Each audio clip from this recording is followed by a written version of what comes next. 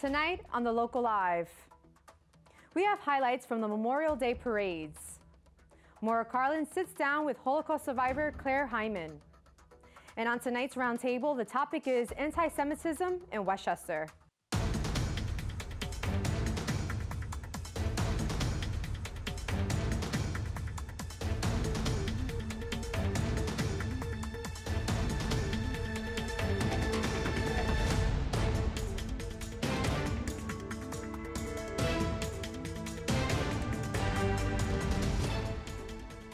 Good evening, it's Thursday, May 31st.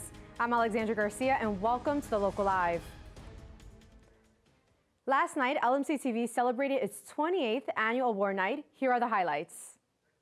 Ladies and gentlemen, welcome to LMC TV's annual award night. This award holds a special place in my heart as it was the first award that I won 7 years ago when I started volunteering here at LMC TV. It's fitting that I would be presenting this award on my last award night before leaving for college. It's been a great experience, and I'm just very happy to keep growing with the team. So thank you. I'm going to try everything I can to always stay here, and this is like my second family. Thank you so much. I'm completely blown away by the work that's done by everyone in this organization. So I just want to take a moment, and if we can collectively say thank you to everyone whose work is on the screen tonight. Did you hear the one about the rabbi and the minister who walked into a diner and the waiter said, "Is this a joke?" It was not a joke. Ours is a show based on a friendship and a shared sense of justice, morality and faith, and how to get that ketchup out of the bottle. The gift of what we do is we eat together and share a friendship together. 'Cause tramps like us, baby, we were born to run. Thank you very much. Thank you very much. To watch the full award show, visit lmctv.org. Yesterday, the Village of Mamaroneck held its annual Memorial Day Parade. Mamaroneck's finest walked down the avenue in memory of those who'd paid the ultimate sacrifice serving their country. Revelers lined the street to wave at bands, elected officials, and even statues. Fire and police departments were out in full force, as were veterans. The parade ended at American Legion Post 90, where a wreath-laying ceremony took place to remember the fallen. Residents in the town of Mamaroneck and Larchmont are reminded that the use of gas-powered leaf blowers is banned from tomorrow, June 1st, through September 30th. Please inform your landscaper and lawn crew, as there are fines for any violation of the law. The law aims at reducing airborne particles that may particularly affect the young and the elderly. Leaf blowers also contribute to noise and air pollution. Please report any violation to your respective police department. And here is Maura Carlin, who will discuss anti-Semitism in Westchester in this week's Roundtable.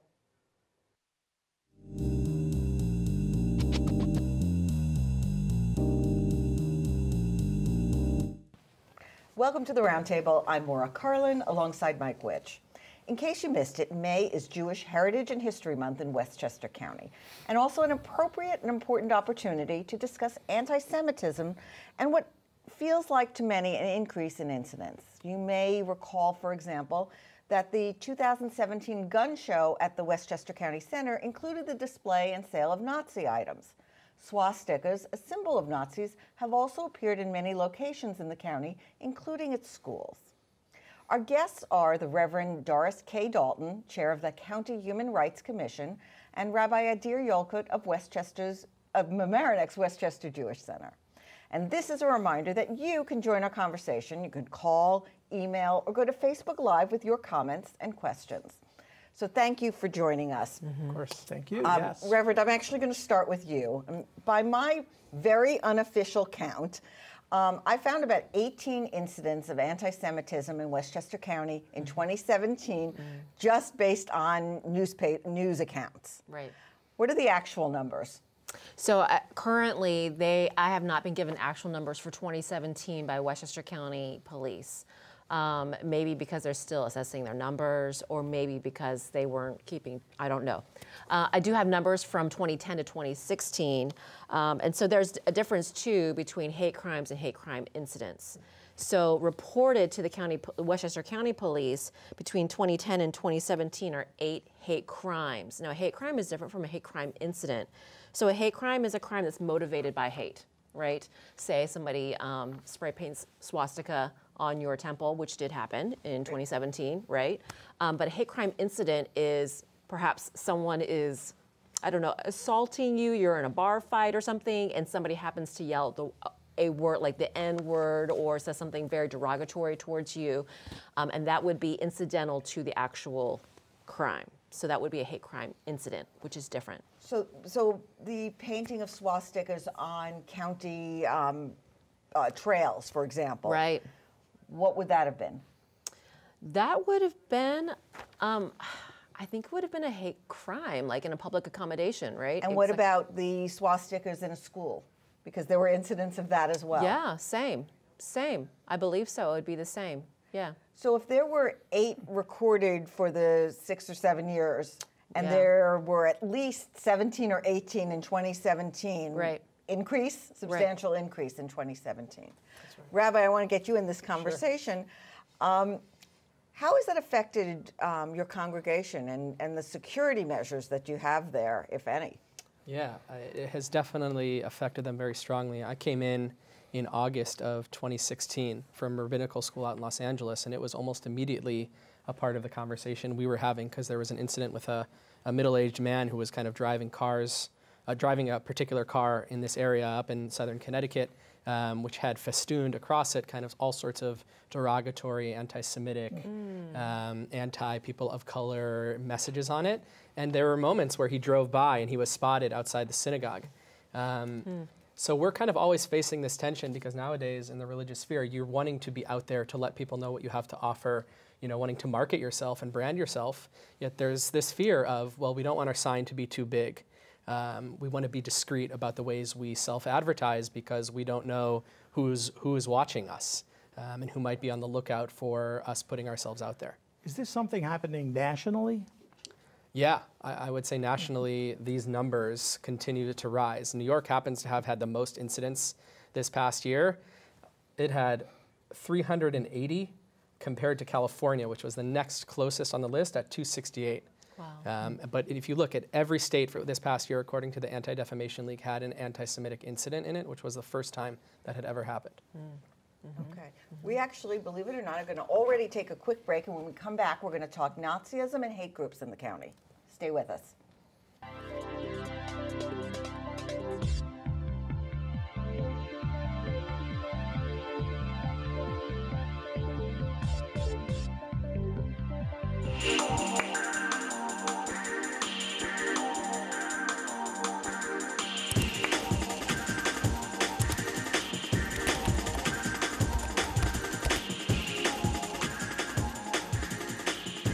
Okay, we're back, and we're talking Nazism and hate groups. And we were talking about the increase in incidents in the county and nationally. Why do you think this is happening now?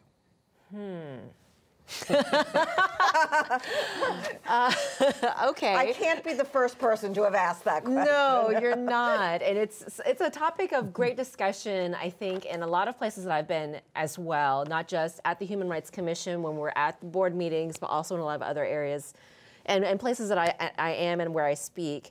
I think the door has just been opened wide and permission given for people to voice, I think, their worst fears and allowing it to come out unchecked. Who opened that door? Well, I'm so glad you asked. I have an opinion. What's yours? I think that the door was opened in reaction to previous administrations, presidential administrations, I mean, where there was certainly a tight lid on what people complain is political correctness. I don't think it's political correctness. I think it's about how we are for all the people, right? As the Constitution says, what does it mean that we are a place where all people are created, we're all equal, and we're all treated with dignity and with respect? That the door is open for us to be able to say whatever it is we want to say. Well, we have a question from a viewer. Is anti-Semitism greater or more common now, or does it just seem that way from social media, which is everywhere? Yeah. It seems to be happening at a more rapid occurrence now than it ever has in history. This was the second highest total in 2017 since the numbers were starting to be recorded in 1979. And just to kind of piggyback on the question before, I would also add that the way in which social media and the internet proliferate these ideas and they normalize them, I mean, that's one of the clear and explicit attempts of those members of the alt-right movement and white nationalist movements, that they're trying to say these ideas which are normally radioactive before, we can perhaps make them more palatable. So are we actually having a discussion as to whether Nazism is bad? I've not heard the discussion in that way. I've heard discussions about white supremacy and white nationalism, but not necessarily Nazism. They're not intertwined or synonymous to some extent? You know, I'm not. Do you know more about that? I think they're intertwined. I think, from what I understand, and I'm not an expert in this, the attempt by people who are in white nationalist groups are trying to basically say what's wrong with each group of people just being with their own group and trying to advance their own agenda. But I think it's an easy answer for me that we're not having that conversation, because we can take a page out of Germany's book. It is illegal in Germany to use any language, to salute in any way that would bring back what Nazism was about. So there are red lines in society. And it's important to take a stand on that from our public officials, from our law enforcement, to say, this is not something we tolerate. But when the president goes on television and says there are good people on both sides of an issue, what message does that deliver? A deeply problematic one. Yeah. It's why, starting in the fall of 2016, the numbers already rose in that last quarter after the election. Not that the president or the presidency or the administration is the sole factor, but he holds quite a bit of power, and with that comes great responsibility at the words that you use. Some of the incidents that happened in Westchester County that were reported were on college campuses of alt-right groups being there and recruiting, as well as swastikas and other incidents. What are these groups, and are people watching them? Is that what your commission is doing? Our commission is preparing to do that. Our board is almost brand new. So there's 15 people on the board, and out of that 15, 13 are new for the very first time. We're placed there with the new administration, with the new county executive. So the board for the Human Rights Commission has a renewed commitment to address these very things. But we're basically, I've been telling people we're working on renovating the house, basically. We're working on an old foundation, we're building some new walls. We're almost there, yeah. But that is certainly something that I do want to work on. That is one of our goals, is to address, how do we in the county deal with these kinds of issues? How do we bring people together to have these conversations, especially in our schools, with our colleges, universities, community colleges, like that kind of stuff, yeah. Okay. I'm going to address this to you. Yes. It seems as though, and correct me if I'm wrong, that whenever a single minority or group is targeted by hate, whether it be African Americans, LGBTQ, Muslim, Hispanic, the Jews are always tacked on to that. Is that your perception as well? Tacked on in the sense being, we don't like them and the Jews, and we don't like them and the Jews. Is that just paranoia, or? Yeah, I haven't seen it in that way, in the same regard. I mean, I think I think all minorities throughout time happen to have faced their form of discrimination. The Jewish people happen to have been around for a very long time. So if you trace us all the way back to kind of our origins, almost from the advent of Christianity, because of various misunderstandings, Jews already started to face it then. So it's not so much that I think we were kind of added on. We just happen to have existed perhaps across the spectrum of time as each other group has come in and faced their own discrimination as well. Okay, we are going to take a quick break, and we're going to talk about the future and what people can do and what we should all be doing. So stay with us. We'll be right back.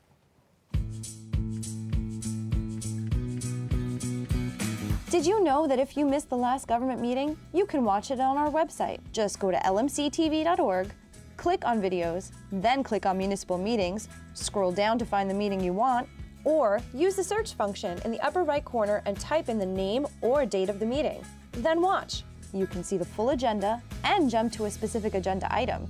It's all a click away at lmctv.org. Welcome back. We're continuing our discussion about anti-Semitism, Nazism. What can or should we do, and who is we? Yeah. I think see something, say something is still a very appropriate rule of thumb here.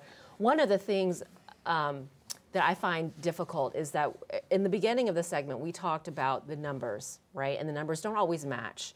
And I think it's because where reporting is happening, also there's not consistent reporting that's occurring. So we need the reports to come in.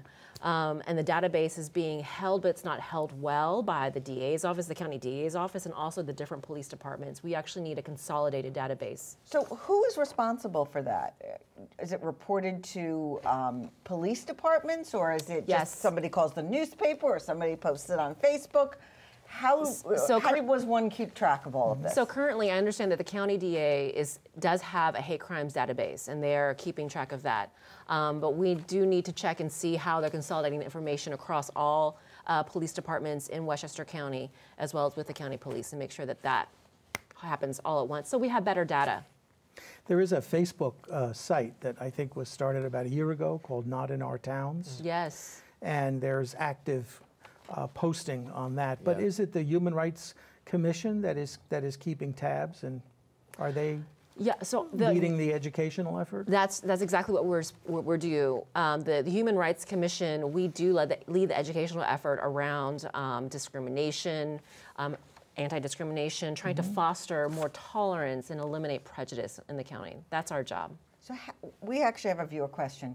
How can we teach our children to do better than the present generation?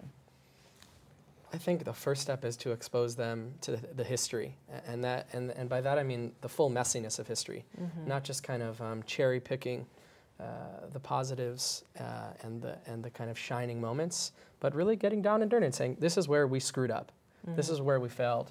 This is where we failed to call out when kind of the moral outrage should have been bubbling up inside of us. Well, give me an example of a time period that our children should be taught. Well, I mean, I think clearly the obvious answer is to go back into the beginnings of the Second World War, which really needs to start at the First World War, and talk about the very slow ways, but insidious, that the kind of dialogue and the actions in the local communities began, and people kind of, laughed them off, or not laughed them off, but just said, it's not a big deal, it's just here. And then those things begin on this level, and then in their toxic way can really get amplified very quickly. I mean, there were Jews at that time who said that it's not really a big deal, it's not really happening. They couldn't believe it, yeah. But it's, I had a student last year who goes to a private school in this area, who found a swastika on the chalkboard, and he was freaked out. And this is a student who who knows history, but you don't believe it. And I think we need to keep the dialogue up, right? Like the other week, Reverend Dalton came to speak at our synagogue, having just come from an iftar. Yeah, and that would come from a iftar dinner breaks the Ramadan. Right. And I thought, how great is that? And how great would it be if Jews began to speak out when Muslims were discriminated against? That's right. And the African American community. But didn't the head of the ADL, the Jewish Defense League, was it? No, the ADL. Anti-Defamation That's League, right, yeah. said that if people came after Muslims, he would stand up and say he was a Muslim. I remember that when they first came out with the kind of Muslim ban talk. That's right. Yeah. Right? Yeah. And that is so important. I mean, I think that we can't only stand up when it is an issue or a topic that affects us directly. We have to be able to stand up for each other at all times, anytime that there is an attack on our humanity. And that's what that's what neo-Nazism, white supremacy, white nationalism, that's what that is an attack on our humanity and our ability to be better and solid communities. Does the media play a role in this educational effort? I mean, they're reporting on incidents. Should they also be proactive and publishing articles about understanding and acceptance? Yes. Yeah. Yes. in its ideal sense, I think the media should be doing that. I think, you know, sometimes, as is the case, you also have media that represents a kind of broad spectrum of interests. But the ones who kind of operate in that kind of center sphere and are not pandering to one particular side really need to do a good job of, I think, getting those voices out there or making known those incidents. Can I piggyback on something that Adir said earlier, or Rabbi Adir said earlier? On top of also learning about history, I think it's also very important that we meet each other, that we have dialogue, that we introduce ourselves to other communities and other faith traditions that we don't yet know. I think having an ability to cross those lines, introduce our children to other traditions, that's what builds stronger communities and better relationships. Do you think this comes down, it really is about religion? You know? No, I don't think it's about religion. Do you? I think it's about power. I think it's about fear. I think it's about fear of losing something that you thought you had. What do you think? Yeah, religion feels like a shell kind of covering up the actual, like any problem you have with a person in life, if you dig a little bit, you realize the thing that's being presented is not actually the problem. And religion is just the name we attach to all these dynamics that are at play, as Reverend Dalton just alluded to. I have one last question before we run out of time, is whether you are or whether we should be concerned about another Holocaust or another Hitler. Yes. I think we should be concerned about another Holocaust, another Hitler. I don't think it will be targeted at Jews. My concern is for Muslims in the U.S. or for those who have undocumented status, those who are the most vulnerable right now in our nation. When I think about Holocaust in the U.S., that's what I think about. Now, worldwide, there are lots of pressure points worldwide. And maybe that Holocaust can take other forms. That's right. That's right. I mean, there could be an extermination of a culture. The people may exist, but the culture may be denied. Yes, that's right. What do you think? Yeah, it's very clear. I mean, all you need to do is look across the ocean. I mean, clearly here. In France? In France, in East Asia. I mean, there are massacres taking place all over. The rise of nationalism in Hungary with Viktor Orban, you know, and that whole movement across the Eastern European bloc. It's very scary. Yeah. And yes, so it very quickly could happen again. So among, I didn't mean to step on your question there, but among the actions that we can take is to talk to the people who are running for public office. Definitely. And ask specifically where they stand in regard to these issues. Yeah. And vote them in. That's right. Voting is a great weapon to be utilized these days. Maura, sorry. That's okay. We're out of time, though. I want to thank you for joining us, Rabbi Adir, Reverend Doris. And later in the show, we're going to have part of my interview with a Holocaust survivor. The segment you'll see takes you up until the time that Claire Hyman was sent to the concentration camp at Auschwitz. And we encourage you to watch the entire interview, hear about Auschwitz and the Death March and her escape. And it will be available in its entirety on our website. So now, stay tuned for more of The Local Live.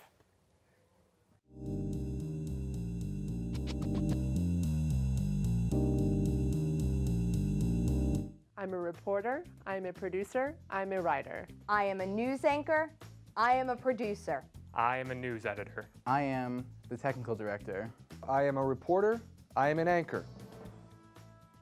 I volunteer for The Local Live because I'm a proud resident of Larchmont and Mamaroneck, and I like to give back to the community.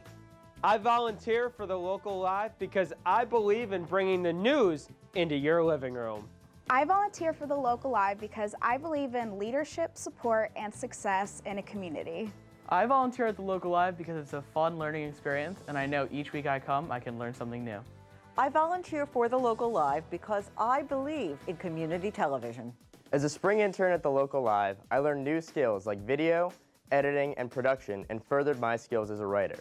The internship gave me confidence as I embarked on my journey through the world of journalism. We are The Local Live. We are The Local Live. We are The Local Live. We are The Local Live.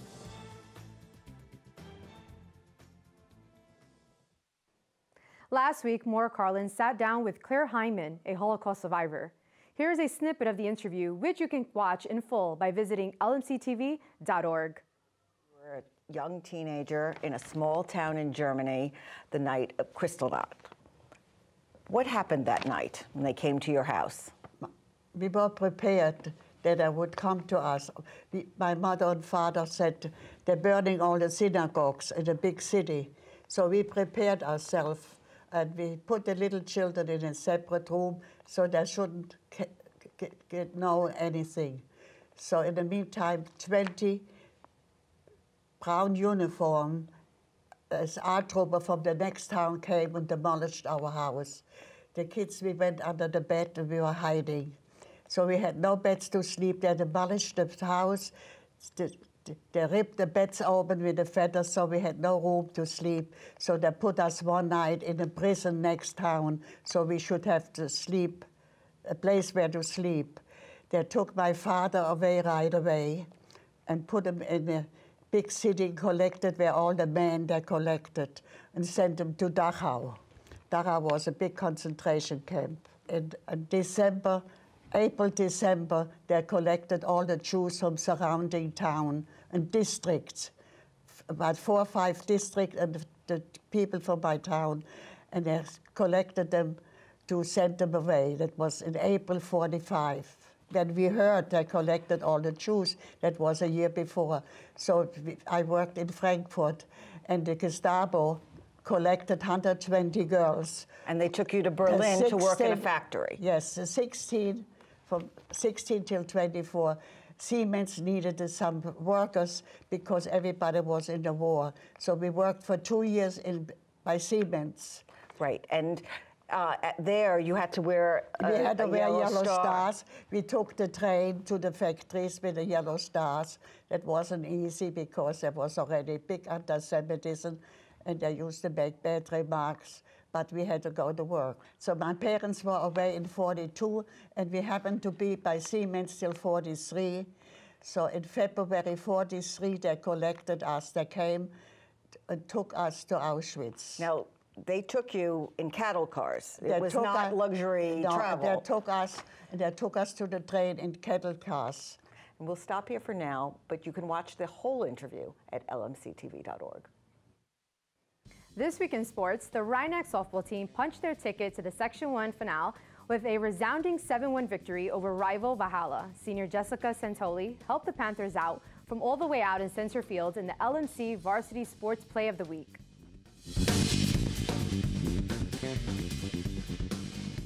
We could, try to get him to chase one in the dirt if she so chose. Here's the pitch. And it's lined up right up the middle over second base. That'll score a run. Play at the plate, actually. Oh, and she's out at the plate. It won't score a run. And a great throw there. Tremendous throw by Jessica Santoli to nail Ferrara at the plate. My goodness. And Yanuzzi at the end of the play with a tremendous tag, too, kind of blocking the plate, saying, go around me. Nah, I got you.